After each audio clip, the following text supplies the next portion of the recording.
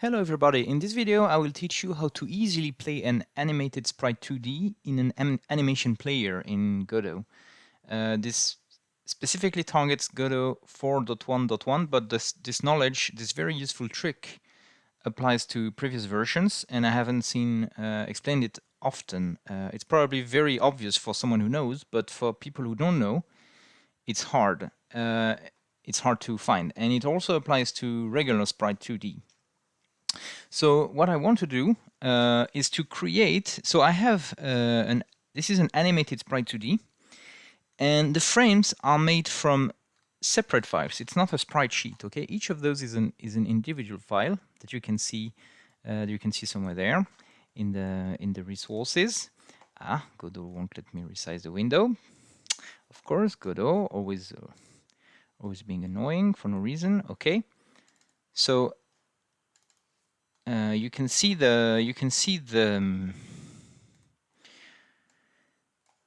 my file here. I have individual PNG files, and my issue is that so I have imported them into my AnimatedSprite2D here, which is called map, and like I said, you can see the sprites. And then my issue is that I wanna create an animation player that will play all the frames of this map the way I want it. So I start like you would always do. You create a new track, and then that's your problem here, because if you add a property track and you make it target your animated sprite 2D or your sprite 2D, you might see in many tutorials on the internet they say to key the property frame in the track in the track. And so you have to do it by temporarily switching to your animated sprite 2D, and then on the right you select a frame, and then you switch to the animation panel. It's very unhandy, by the way. I absolutely hate this flow, but now you see that if you go to frame 0, it lets you key the current frame of your animated sprite 2D. And so if I click on this little key icon, it keys frame 0 at the frame 0 of the animated sprite 2D is keyed on frame 0 of the animation player. And that's very nice. However, now you have a problem.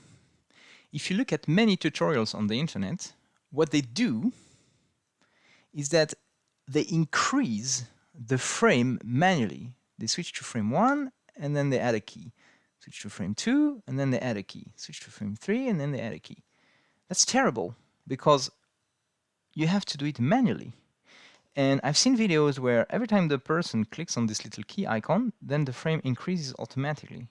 So I don't know what I'm missing. I don't know if there is a shortcut or if you need to enable a setting in Godot, but it doesn't do it for me. And anyways, I do not want to key all 100 frames of my animated sprite 2D, or any sprite for the matter. I want it to play automatically. I want it to start playing, and that's it. And the solution is extremely simple, but again, not obvious, as long as you don't know it. I found it randomly on a page that explains, it was screenshots, and I note it caught my eye, and I'm very happy I saw that. Look at all the all the tutorials on the internet. You will see that they key the frames manually, which is terrible. So what you do instead is that you go to frame 0 of your animation player, and then obviously you also go to frame 0 of your animated sprite, and then you key frame 0 like I already did. So frame 0, frame 0, perfect. But now let's assume that my animation has 100 frames. So I will make it a bit longer here using this. And I go straight to the last frame. So in my case, it will be frame 100, frame 100. Okay, so another weird thing that Godot does is that it doesn't show the numbers properly when the window is reduced. Okay, but anyway, now I'm on frame.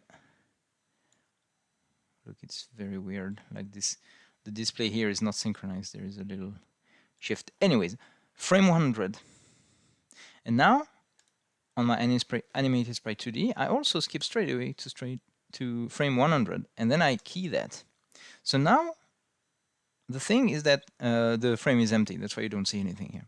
Now my issue is that it will jump straight away from frame 0 to frame 100 with nothing in between. If I play the animation, nothing happens because it will play frame 0, then wait all the way until frame 100 and then skip straight away to frame 100.